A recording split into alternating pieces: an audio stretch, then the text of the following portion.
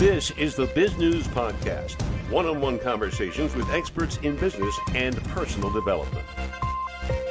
Douglas Squirrel has been coding for 40 years and knows more than something about artificial intelligence and business, actually a lot more. But he's also concerned with something far more basic than fiddling with ChatGPT and its rivals. Mr. Squirrel says a successful digital transformation for any organization must start with a conversational transformation. Douglas Squirrel joins us for this episode of Bizgnus Interviews to explain. Here you go. You talk about using the power of conversations to increase productivity. But if I see a bunch of people sitting around the plant talking, they're not increasing productivity. What do you mean by that thought? Well, that's a fantastic question. And the key thing is that if they just run over to the machines, and in my world, I'm often talking about computer machines because I'm talking to technologists a lot of the time. If they run over the computer and start coding, that's what winds up with all the stupid mistakes that we all get. I don't know if you saw that McDonald's just pulled their artificial intelligence, in quotes, on their drive-through because it was serving people bacon ice cream. People don't really want to buy bacon ice cream from McDonald's. And what happened was, do we love that in the South. I bet you do, but it's probably not what most people go there to order. You know, they probably want burgers. So, and they pulled it because they launched it too quick. They didn't pay enough attention and they didn't have enough conversations.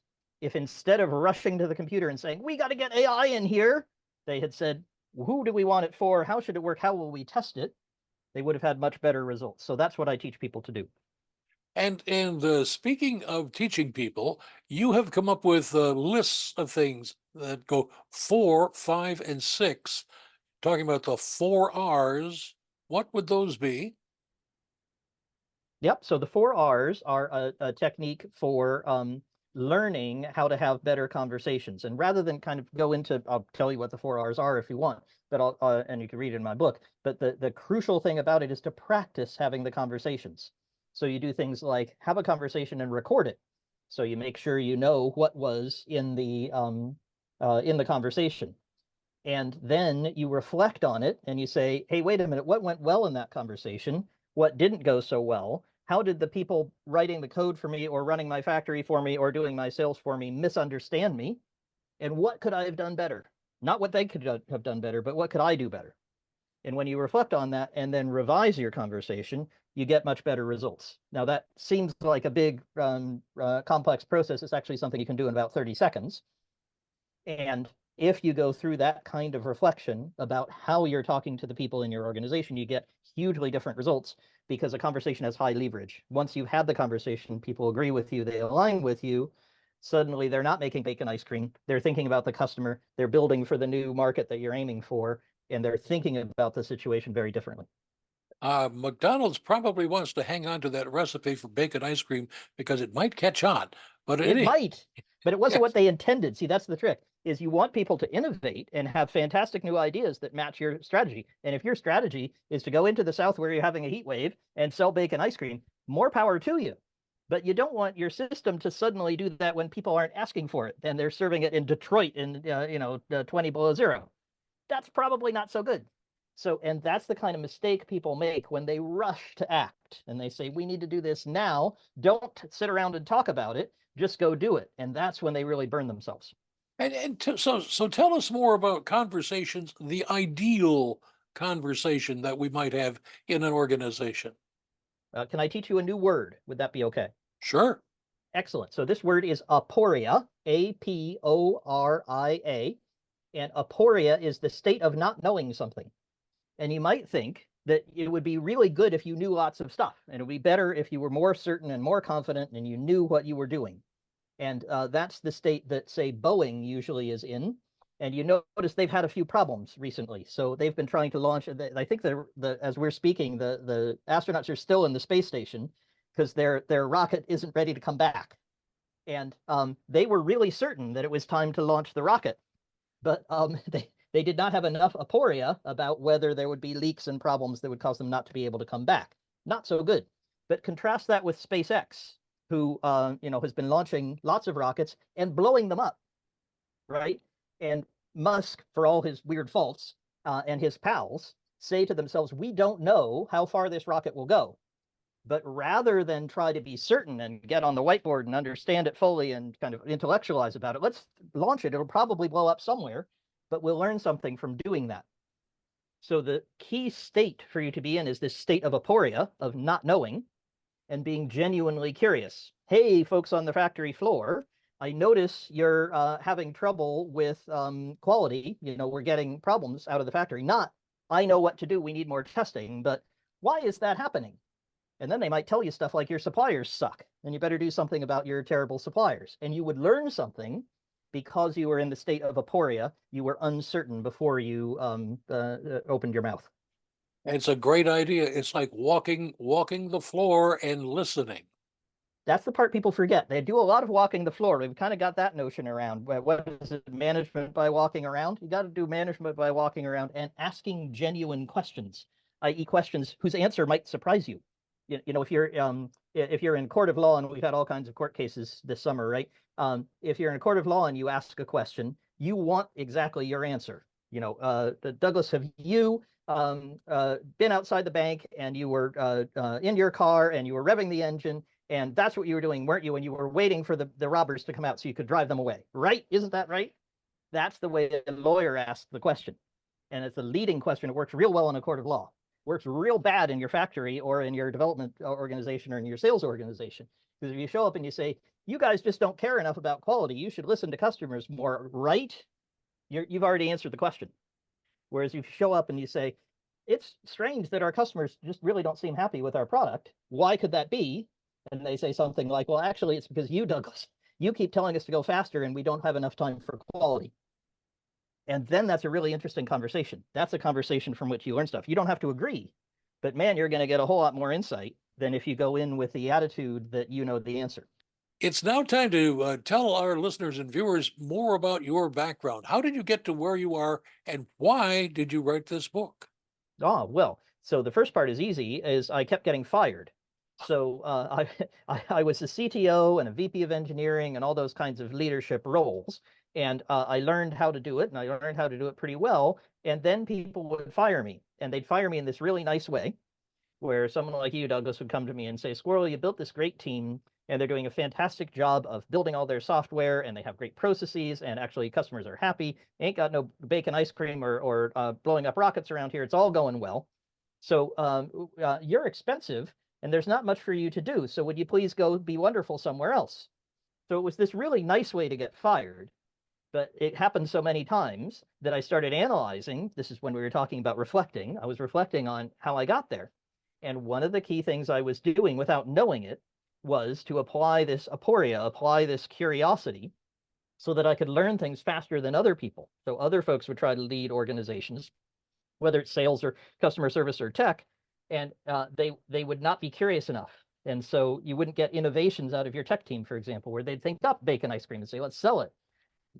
They weren't able to get that, but I was able to get more of it.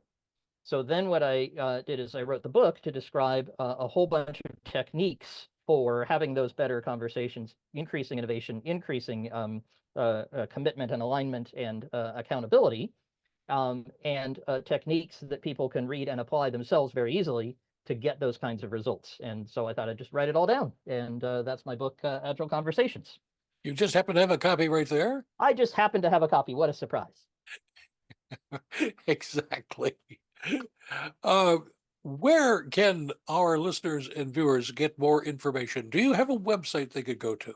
Shockingly and amazingly, I do. And surprisingly, also, it's got my name in it. So it's douglassquirrel.com. So, and by the way, there is also my telephone number. So, the number of what I call the squirrel phone. So you can phone me up and talk to me. My home address, I try to be as public as possible because I like having conversations. So if your listeners and viewers are interested in talking to me more about these things, pick up the phone. It's an amazing idea that you can talk to people, and I really like doing so. So I would be happy to have a conversation with anybody who is interested in these ideas.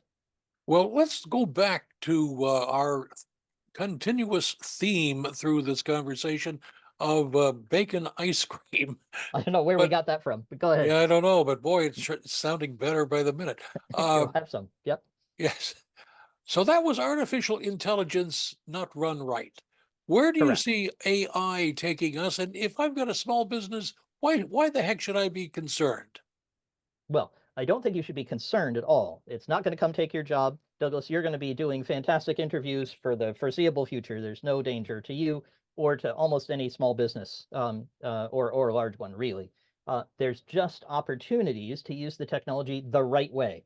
And I don't have time for it here, but I've got a whole set of 3 laws about how you use AI. And if people want to get in touch with me on the website, I'll send them. But the basic idea is that you don't want your robot on stage.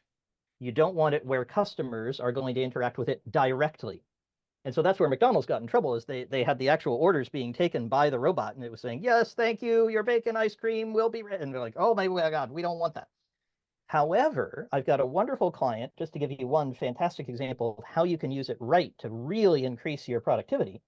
They had a setup where the AI would read all the manuals for all the machines. So ovens and industrial robots and all kinds of stuff like that. They have huge manuals, right? And you can never find anything in them. You get error 12 and you're like, where's error 12? Flip, flip, flip. You can't find it.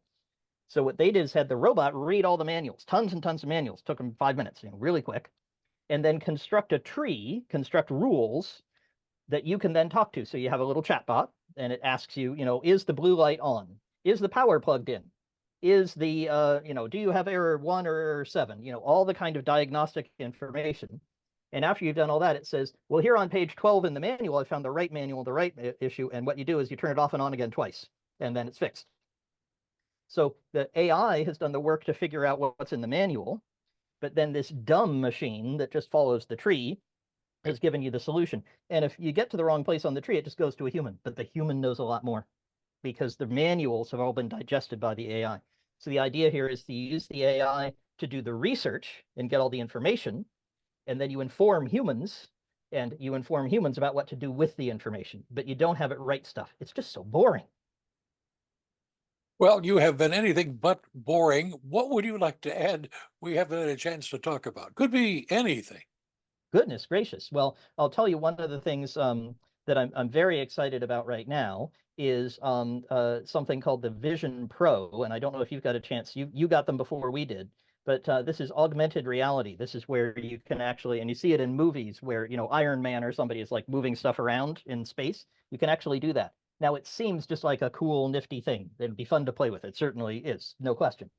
But what it does is increases productivity. Why? Because you can have a screen here, and a screen here, and a screen there, and a screen there. And there are tons and tons of studies that conclusively show if you can get more data visible to a human, again, we're making the human more productive. If you can get more data for the human to act on, the human will get better results. And so you get just, fewer errors because you can compare 2 spreadsheets. You get better results and better innovative suggestions and ideas from being able to compare this person's submission to that person's. And because you can see it all, you can work with it better. So that's something I'm excited about and want to see if we can make practical.